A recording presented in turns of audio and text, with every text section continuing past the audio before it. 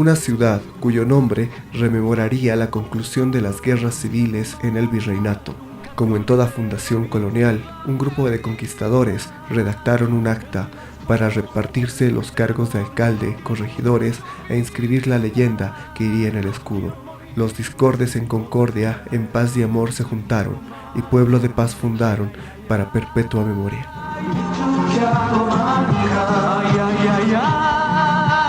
Sin embargo, y dado el clima frígido de Laja, a los 3 días se produce la segunda fundación, esta vez en el valle de Chuquiago, un lugar de clima templado y ubicado al borde del altiplano. En la lucha contra el colonialismo español, la ciudad fue sitiada en 1781 por el ejército indígena de Túpac Katari. Mes de julio, mes de la paz, alegría, regocijo, mucha emoción para alguno de nosotros. Pero en esta jornada, en nuestro programa, vamos a conocer la mirada desde lo místico de la paz, desde su historia, desde sus orígenes, desde sus ancestros. Para eso está nuestro Gilata Jesús Homeres. Le vamos a dar la bienvenida a Samaki. Gracias por estar aquí en el Taipi. ¿Cómo estás, Samaki? Hayaya. Hayaya, Gilatanaka, Cuyatanaka. Pues bueno, muchas gracias por la invitación, ¿no? que siempre nos reciben con los brazos abiertos el programa también RTP. Gracias, Samaki, por estar aquí en el Taipi. Vamos a hablar de Chuquiagomarca, vamos a hablar de la paz. ¿Qué implica para ti la paz? ¿Qué significa para ti la paz? ¿Cuál es tu mirada? La paz, en realidad, desde una mirada histórica y sociológica, ¿no? Tiene se puede decir que se ha constituido, especialmente Chuquiago, ¿no? Como dos ciudades, ¿no? Porque había una ciudad de los indios y la ciudad de los españoles. Por ejemplo, la ciudad de los españoles se llamaba La Paz, ¿no? Y la ciudad de los indios era Chuquiago, ¿no?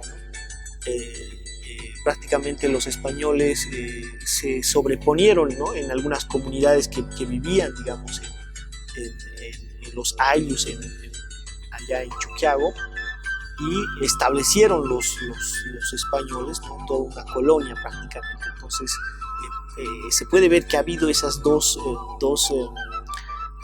ciudades, dos realidades muy distintas, ¿no? La de los españoles y la de los aymaras, los quechuas. La Paz es como si fueran dos ciudades. La Paz, conocida como muchos le decimos Chuquiagomarca, por ejemplo, con muchos lugares, se puede decir con muchos lugares místicos, con muchos lugares, con muchas huacas, por ejemplo. Aún esto se mantiene.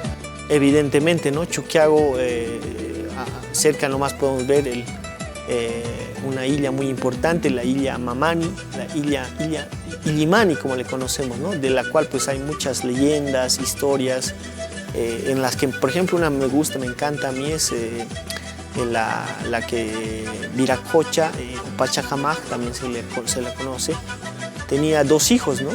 Por un lado estaba Illimani y por otro lado estaba Mururata, que antes se le conocía como Kuno, ¿no? Entonces los dos hijos, Illimani era un poco más bueno, más solidario, pero en cambio un poco Mururata era más jactancioso y era más grande, dice, ¿no? Mururata era muy grande. Entonces en esa rivalidad y en ese conflicto pues un poco no le gustaba Illimani como era su hermano, y también Viracocha le había regalado una onda, ¿no? Y con una onda le había dado pues a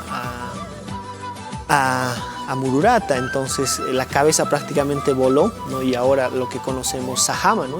Prácticamente Sajama es la cabeza de Mururata, ¿no? Entonces hay así leyendas donde prácticamente nos habla cómo el mundo aymara está configurado, ¿no? Tanto en La Paz, el Alto.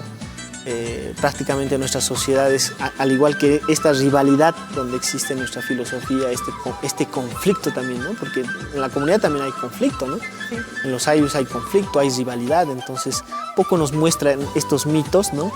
De cómo existe de una u otra forma en nuestra sociedad actual también. ¿Cómo ha sido La Paz antes? Yo creo que hay dos momentos, ¿no? Antes de la invasión y después de la invasión, ¿no?, española.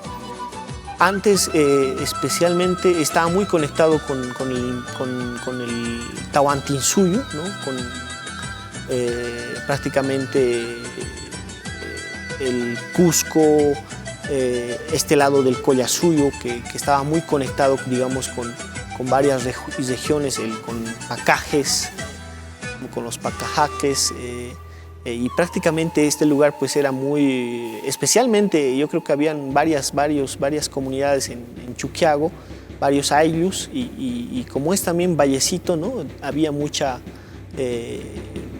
producción de papa, ¿no? Entonces, y estaba muy articulado de una otra forma con varios ayllus del Collasuyo. Ya. ¿Y después de la colonia, después de la invasión? Después de la invasión ya hay un cambio radical, ¿no? Como te decía, hay una sobreposición. A esto Fausto Reinaga le denomina una yuxtaposición de sociedades, es decir, habían ayllus y sobre ellas, ¿no?, se sobreponen, especialmente la ciudad, por ejemplo, la ciudad española de La Paz, ¿no?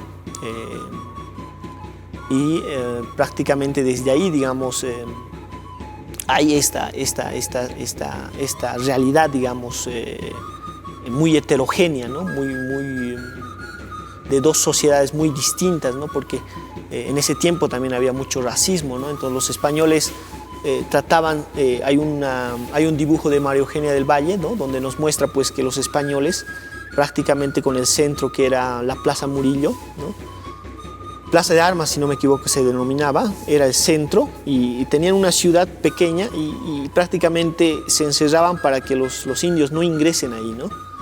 Y prácticamente los bordes ya eran las comunidades, los ayllus que existían. Entonces había esa realidad de dos sociedades en mismo La Paz, ¿no?, unos que se denominaban La Paz y el otro Chuquiago. Samaki, ¿tú tienes la ideología de indianista? Sí, indianista, no catarista.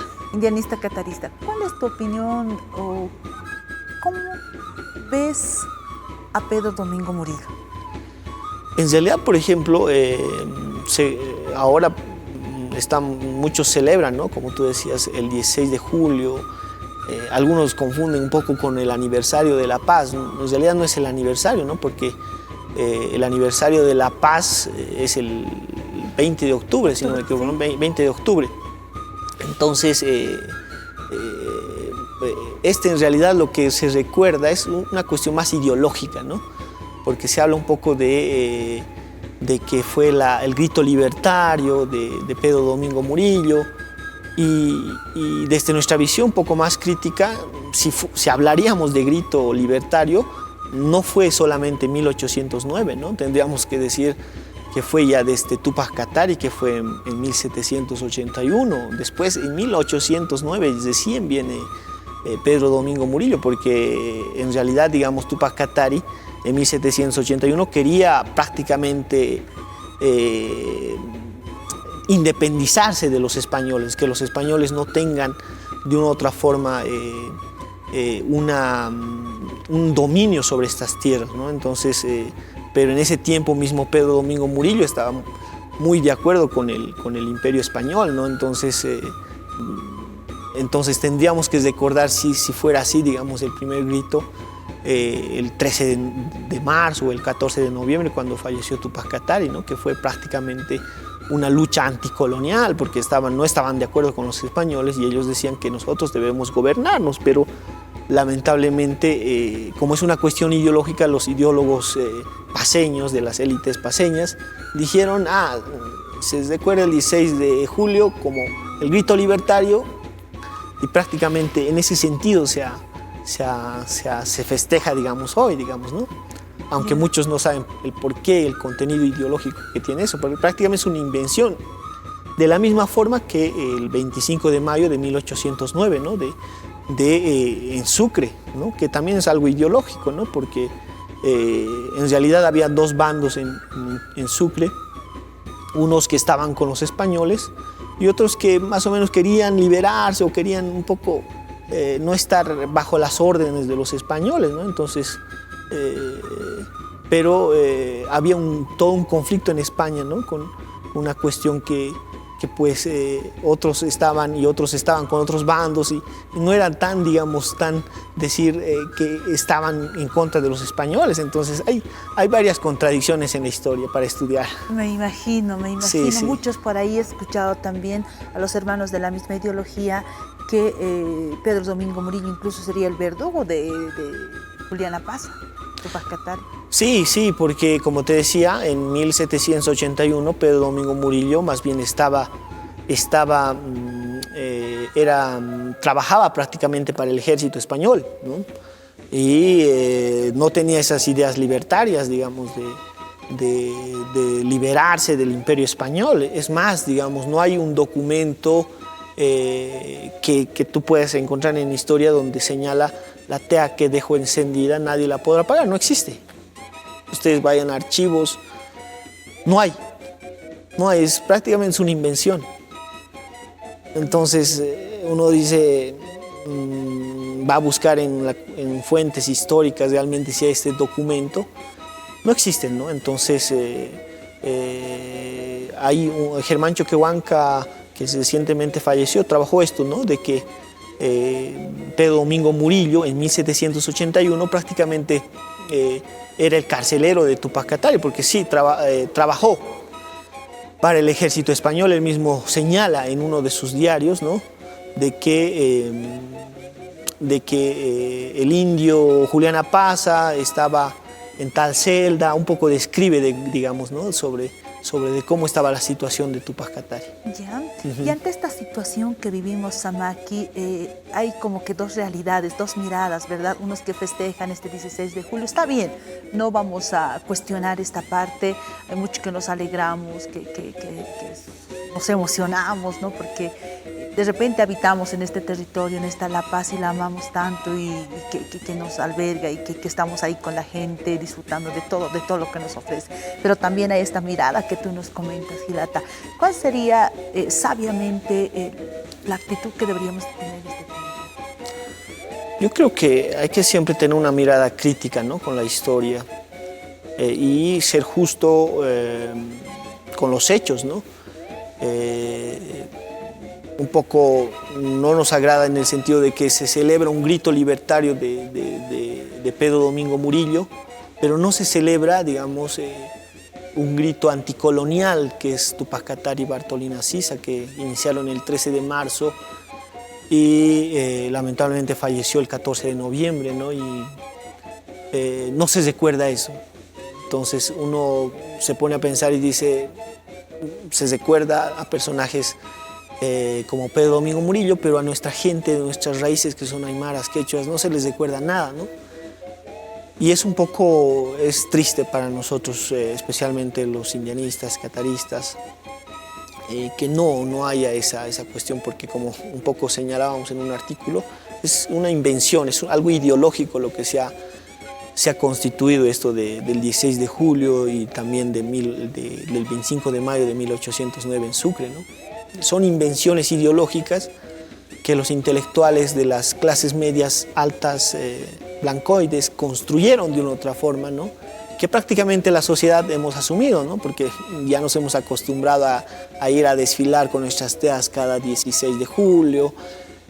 Aquí mismo los hermanos del Alto en la zona 16 de julio, porque son la 16 de julio, en las unidades educativas, pues prácticamente van a hacer una danza, pero desconociendo un poco la historia, ¿no? La historia un poco muy dura y muy crítica también, ¿no? Interesante tu mirada, Samaki. Muchas gracias por estar aquí y por compartir tu sentir, por compartir también la ideología y la mirada que ustedes tienen, Gilata. Nuestros respetos siempre y nuestra admiración. Hayaya, hermana. Muchas gracias por el espacio. Pique sin cama. Sin que